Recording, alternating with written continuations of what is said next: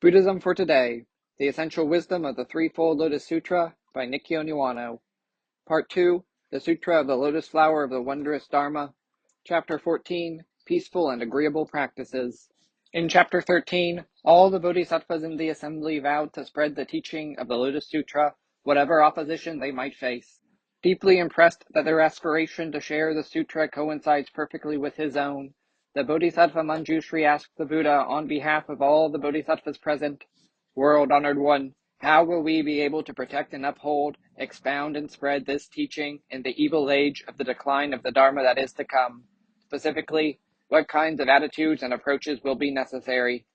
This Peaceful and Agreeable Practices chapter is the Buddha's carefully detailed explanation in response to Manjushri's question. Shakyamuni Buddha has already given the assembly various guidelines and instructions, but for the most part, these were limited to basic principles. Here in Chapter 14, in contrast, the Buddha teaches us specifics. Reminiscent of parents who give loving words of practical advice and precise caution to their children who are about to set out on a journey, this chapter makes Shakyamuni's tender, parental voice as discernible as if we were hearing it in person. The meaning of peaceful and agreeable practices. Peaceful and agreeable practices means undertaking religious discipline in a state of mind that is always undisturbed or peaceful and engaging in practice of our own volition or agreeably. So long as we endure persecution or difficulties on account of the Dharma by gritting our teeth or with the irritation of someone cursing under their breath, we do not embody the ideal of the true practitioner of the Lotus Sutra. Whatever difficulties may befall us, we should teach the Dharma by maintaining a peaceful mind that, for the sake of the Dharma, is accepting and unconcerned with the degree of the challenge, and we should also practice in an agreeable manner, which means to willingly aspire to spiritual discipline as well as readily share the Dharma with others. The mental stamina of human beings is nothing short of miraculous. Consider people who venture out into the mountains, drenching themselves in sweat while climbing with a 30 to 40 kilogram pack on their back. Seeing somebody do this, even in a movie or documentary, certainly gives us a sense of how excruciating it must be to climb a mountain. When it comes to rock climbing, it can take a climber as long as 3 to 4 hours to advance only 20 or 30 meters, risking their life with each step. If the sun sets while a climber is scaling a cliff, they must sleep dangling in a hammock from the rock face in sub-zero temperatures. If our employers forced us to risk our lives like this, we would no doubt sue them for blatantly infringing on our human rights. The mountain climber, however, does all this voluntarily, and consequently, although the agony they endure is just that, their mind is nevertheless peaceful, and they discover joy even in the midst of hardship. Similarly, in practicing the teaching of the Lotus Sutra, as long as we force ourselves to bite the bullet, enduring the persecution and scorn of other people by suppressing our anger and resentment, we are still novices. A person who has truly attained the way preserves an undisturbed mind and maintains composure even in the midst of suffering, and can feel joy in the very demands of practice. Until we attain such a level of consciousness, we must be extremely careful not to be misled or upset by the various circumstances in our daily lives. This chapter teaches us the specific details of how to attain such a state of mind. In other words, whereas the Bodhisattvas enthusiastically express their resolve to face outward pressure in Chapter 13, here in Chapter 14, the Buddha gives us a heart-to-heart talk like a parent, admonishing us not to succumb to the snares that are within our own minds. We can think of these two chapters as representing the contrast between an inexperienced and overeager adolescent and the loving and wise parent who knows the world inside out. What does the Buddha mean by "do not closely associate with"? Before exploring the central theme of this chapter, a word of caution is in order. We will often see the phrase, "do not closely associate with," and similar expressions. These passages do not literally mean, do not approach or do not associate with someone. The Buddha, who made a great vow to universally liberate all living beings, could not have said such a thing. Instead, statements such as, "do not closely associate with," tells us that we should not compromise ourselves by approaching others with selfish motives, becoming too personally familiar, or ingratiating ourselves with them. If we are dealing with a king or a government minister, for example, we should not water down our teachings in order to gain favor with them, because there is only one truth, which applies equally to them and to everyone. If we are too personally familiar with others, we will gradually lose our sense of impartiality and begin giving some people preferential treatment, contrary to the universality of truth. The Buddha warns us of this danger. The Buddha also cautions us not to closely associate with people whose vocations include taking life, such as hunters or fishermen, as well as those who perform other types of work that demean the preciousness and sanctity of human life. These warnings arise from the loving concern of the Buddha, which is like that of a parent. He cautions us that since all beings are equal in the eyes of the Buddha, we must share the Dharma with all people, but in doing so, we must not allow ourselves to be influenced by the potentially harmful environment within which such people go about their lives. If we fail to read the chapter without this background knowledge, there are many passages that will be open to simple misunderstandings, or that risk creating reservations about the sutra. As discussed previously, we must read the sutras with great care. The 4 peaceful and agreeable practices. The Buddha answers Manjushri's question about how to uphold and protect the Dharma by explaining to him that bodhisattvas who want to teach this sutra in an evil age should steadfastly abide by 4 policies, known as the 4 peaceful and agreeable practices. The first is physical, peaceful and agreeable practice. Second, verbal, peaceful and agreeable practice.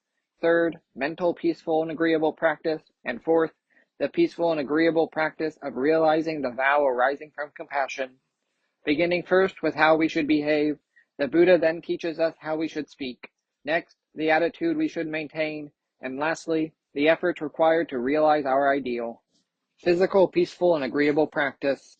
First, physical, peaceful, and agreeable practice is divided into 2 aspects: the sphere of bodhisattva practices and the spheres of a bodhisattva's close associations.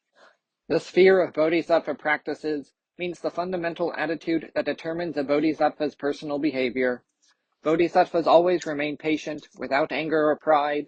They are flexible and accepting, amenable to reason and never stubborn. Their demeanor is calm and unperturbed. No matter what happens, bodhisattvas never become flustered. Bodhisattvas have no conceit that their good works distinguish them from ordinary people. Their judgment and the way they deal with things is not driven by attachment to distinctions between the things of the world. Instead, bodhisattvas can discern the ultimate reality of all things, and absent any bias, they practice compassion towards others without distinctions.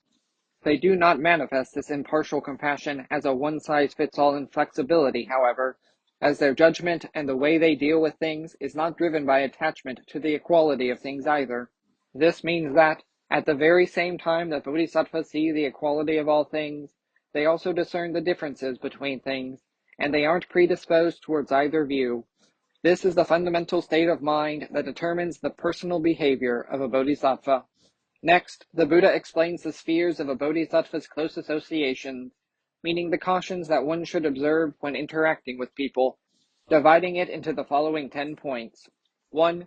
Bodhisattvas do not closely associate with people of high social status and powerful influence in order to gain some kind of benefit, and do not compromise their teachings of the Dharma because of overfamiliarity with such people. 2. Bodhisattvas do not become overly familiar with people who expound outside teachings, or compose frivolous literature or poetry, or with lokayatas and anti-lokayatas. During the time of Shakyamuni, these last 2 groups were adherents of non-Buddhist philosophical systems.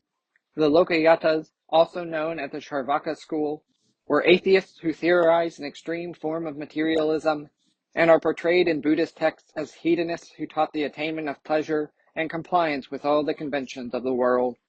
Little is known of the anti-lokayatas, who stood against the lokayatas. Apparently idealists, they argued that the conventions of the world should be opposed. For our purposes today, we can think of the former as people who follow whatever others say, and the latter as contrarians who have something to say about everything. The Buddha cautions against being carelessly influenced by the atmosphere these people create and allowing it to compromise our teachings of the Dharma. 3. Bodhisattvas do not become preoccupied with dangerous amusements such as boxing, wrestling, or contests of strength, nor are they captivated by performances of magic and illusion. 4. Even if bodhisattvas associate with people who take life in the pursuit of their livelihoods, bodhisattvas never lose their appreciation for the sanctity of life. This stipulation prohibits the unnecessary taking of life. 5. Bodhisattvas do not become overly familiar with Buddhists who, because they study the teachings of lesser vehicles, are perfectly satisfied with just their own personal escape from the mundane world of suffering. Bodhisattvas are not tainted by the self-centered attitude of such people, nor, after learning about their teachings, are bodhisattvas inclined to compromise. If such practitioners happen to come to the bodhisattva to learn the dharma of the great vehicle, the bodhisattva takes it as an opportunity to teach the true dharma, but does not expect anything in return. 6. When bodhisattvas expound the dharma to people towards whom they could feel sexually attracted, they do not display an attitude of desire or behave in such a way as to stir passionate thought, and they keep stricter manners than usual. They know it is also best to refrain from going out of their way to seek encounters with those whom they find sexually attractive. 7. Bodhisattvas are also cautious with regard to the 5 types of non-virile males. These are biological males who do not have all the characteristics of the male gender. While this may strike us as potentially discriminatory in the context of contemporary society, we can consider it a repetition of the 6th caution. 8. Bodhisattvas do not enter the homes of others alone. They always go with a companion, and if for some reason they must go alone, Shakyamuni teaches them to do so while remaining single-mindedly focused on the Buddha. This caution is an admonition to bodhisattvas to go everywhere with the Buddha in their hearts. 9. Bodhisattvas do not behave improperly when they teach the Dharma to people, such as being overly friendly. Nor do bodhisattvas dress provocatively in ways that flaunt their own physiques, such as excessively exposing their chests. 10. Bodhisattvas do not surround themselves with handsome or beautiful young disciples. In addition to these 10 major points, the Buddha admonishes bodhisattvas to always prefer meditation and sitting in silence to cultivate their minds. These are the spheres of a bodhisattva's close associations. If bodhisattvas can uphold the cautions of both the sphere of bodhisattva practices and the spheres of their close associations, their conduct as bodhisattvas will be perfect, and they will be able to teach the Dharma to others peacefully and untroubled. Thus, the Buddha summarizes physical, peaceful, and agreeable practice. Verbal, peaceful, and agreeable practice. The following are the Buddha's cautions for the verbal, peaceful, and agreeable practice. 1. Bodhisattvas do not talk about the shortcomings of people or other sutras. 2. Bodhisattvas do not speak condescendingly about people who teach other sutras. 3. Bodhisattvas do not openly discuss the bad and good, or merit or demerits of others, and they do not single out Shravakas for criticism by name. And 4. In the same vein, bodhisattvas do not speak of their like or dislike of specific people. If bodhisattvas are always broad-minded and mild-mannered in this way, these attitudes will extend to those who hear their teaching. Because the minds of listeners are thus naturally pacified, the teaching will find its way directly into their hearts. When someone asks difficult questions, bodhisattvas do not answer with the teaching of lesser vehicles, but only with those of the great vehicle, so that listeners may realize supreme wisdom. These points elaborate what the Buddha means by verbal, peaceful, and agreeable practice. Mental, peaceful, and agreeable practice. The following are the Buddha's 8 cautions with regard to the bodhisattva's frame of mind. 1. Bodhisattvas do not harbor envy, nor do they ingratiate themselves with others through flattery, or engage in self-deception through self-serving, forced reasoning. 2. Bodhisattvas do not belittle or make a fool of anyone who seeks the way, even if those people are rank beginners, nor do bodhisattvas, even in the back of their minds, harshly judge others' strengths and weaknesses. 3. Bodhisattvas do not cause anyone seeking the way to doubt or become discouraged. 4. Bodhisattvas do not engage in debates about the Buddha's teachings simply for argument's sake. They enter into discussions about the Dharma only for the practical purpose of liberating living beings. 5. Bodhisattvas always think about liberating all living beings from their suffering. 6. Bodhisattvas regard all Buddhas with the same kind of gratitude they feel for their compassionate parents. 7. Bodhisattvas respect all other bodhisattvas as their own great teachers. 8. Bodhisattvas expound the Dharma impartially to all living beings. This is what the Buddha means by mental, peaceful, and agreeable practice. The peaceful and agreeable practice of realizing the vow. Lastly, the Buddha teaches the peaceful and agreeable practice of realizing the vow arising from compassion. In the age of the decline of the Dharma, when true followers of the Buddha have nearly disappeared, The people who receive and embrace the Dharma Flower Sutra, whether lay people or monastics, should encourage everyone to devote themselves to and rely on this sutra. They do so because they are motivated by hearts of great compassion that impress on them the need to liberate all living beings. Bodhisattvas should have great compassion, particularly for those self-centered people who are satisfied with their own liberation. Bodhisattvas should make up their minds that, once they themselves become Buddhas, they will encourage such self-centered people to develop faith in this teaching of the great vehicle and attain an understanding of it. The peaceful and agreeable practice of realizing the vow arising from compassion means that, motivated by great benevolence and compassion, Bodhisattvas translate into concrete action their vow to inspire all people to have faith in and rely on the Dharma Flower Sutra. Bodhisattvas who can perfectly accomplish the peaceful and agreeable practice of realizing the vow arising from compassion will be free from error, always teaching the Dharma in accord with the Buddha's intention. Those bodhisattvas will be respected by all people, and wherever they are, heavenly beings will watch over and protect them for the sake of the Dharma, and they will teach the Dharma so that everyone who encounters this teaching will understand it and be deeply impressed by it. The parable of the jewel in the top knot. Having explained the 4 peaceful and agreeable practices, the Buddha continues by telling the parable of the jewel in the top knot, the 6th of the Lotus Sutra's 7 parables, which highlights the excellence of the Dharma Flower Sutra's teaching. There is an incredibly powerful king who successively conquers all the monarchs of the smaller kingdoms that refuse to submit to his rule. The generals who take part in these battles are rewarded with agricultural fields, fiefs, garments, and other various treasures, except for one thing. The king will not award the crown jewel in his top knot, a single bright pearl, to anyone. He refuses to part with this crown jewel because it is a one-of-a-kind priceless gem, and if he were to do so, it would surprise and astonish the king's whole family and his entire retinue. Manjushri, the way the Tathagata rarely teaches this Dharma Flower Sutra is exactly like the king's hesitation to grant the crown jewel to any of his generals. The Buddha is the king of the threefold world, who has taken possession of the kingdom of the Dharma through his powers of meditation and wisdom. The Mara kings are unwilling to submit, however, and so the Tathagata dispatches his generals, the Bodhisattvas, to subdue the Mara kings.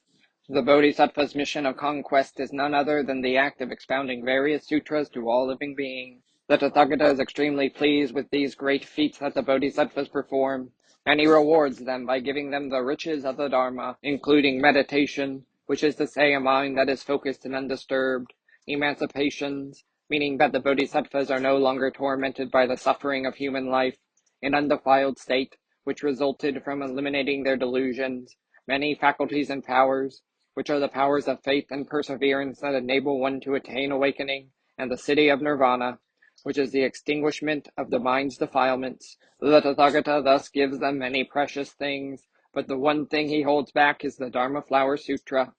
Even such a great king, however, willingly grants the incredible pearl in his top knot only to a soldier who has distinguished themselves through grand achievements that have no equal. The Tathagata is the same. The Tathagata is a great Dharma king of the threefold world who uses the Dharma to teach and transform all living beings. The wise sages among the living, those who have freed themselves from the ordinary being state of mind by eliminating the 3 poisons and emerging from the delusions of the threefold world, have gradually conquered the various maras and defeated all the obstructions to the Dharma. After they have accomplished these feats, the Tathagata sees their minds of faith have become firm, and he discerns that now, at last, it is permissible to expound the Dharma Flower Sutra. The Dharma Flower Sutra is a magnificent teaching that can lead all living beings to attain the awakening of a Buddha, but for this very reason many people in the world obstruct it. The Tathagata has not expounded this sutra until now, for fear that people would find it hard to believe, and that it would cause their faith in the Dharma to waver. But now, the time has come to teach this sutra. Manjushri, this Dharma Flower Sutra is the foremost among the teachings of the Tathagata. It is the most profound of all teachings. The Tathagata's exposition of this teaching, for the sake of the age of the decline of the Dharma, is just like that great king, at last giving away the bright pearl that he had withheld for so very long. The world-honored one then repeats this teaching in verse. The lines of verse in the middle of this section explain the many merits obtained by those who read the Dharma Flower Sutra. Here I quote directly from the sutra. Those who read this sutra will always be free from worry, distress, pain, and disease. Their faces will be fresh and clear. They will not be born into poverty or lowly status or with ugly features. Living beings will delight to see them, respecting them like wise sages. The children of heavenly beings will serve as their attendants. Sticks and swords will not touch them, and no poison will be able to do them harm. The mouths of those who curse them will be sealed firmly shut. They will roam everywhere, fearless as lion kings. The radiance of their wisdom will shine like the sun. Those who perfectly carry out the 4 peaceful and agreeable practices for spreading this teaching will not have to be concerned with the normal worries of this world, nor will they be distressed by the things that usually cause people pain and suffering. The virtues that one attains by practicing this sutra will naturally be visible on their faces, and, having bright expressions, they will not have any difficulties making a living.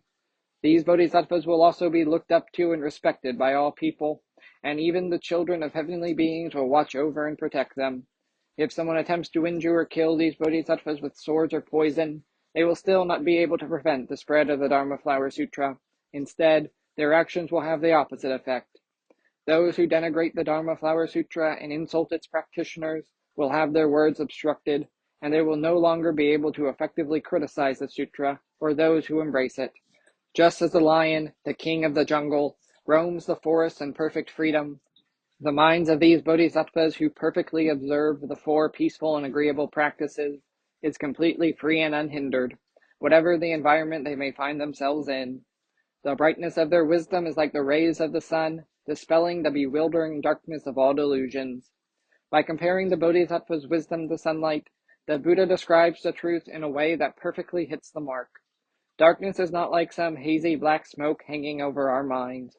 There is no substance to darkness. It is simply the absence of light. This is why darkness vanishes the moment sunlight shines into it. When a person awakens to the wisdom of the Buddha, the spiritual darkness in their minds disappear. We must fully recognize that the Buddha wisdom is absolute. Light eliminates darkness by completely illuminating it, with a power that should never be underestimated. Lastly, this chapter describes how the person who perfectly performs the 4 peaceful and agreeable practices will have various kinds of dream experiences. We should not take this lightly. The importance of dreams is recognized even in contemporary psychology. Dreams are sometimes called the residue of the day because much of their content is based on the experiences of our waking hours, which accumulate in the subconscious and then reappear when we sleep. When someone sees the sacred image of the Buddha in their dreams, we can think of it as proof that they have purified the very depths of their mind, have become deeply compassionate, and are always mindful of the Buddha. Although this goal is difficult to achieve, we hope and pray that we can attain such a pure mind that in our dreams we see the golden bodies of the Buddhas, and that, finding ourselves in their midst, we can honor them with our palms joined together in reverence.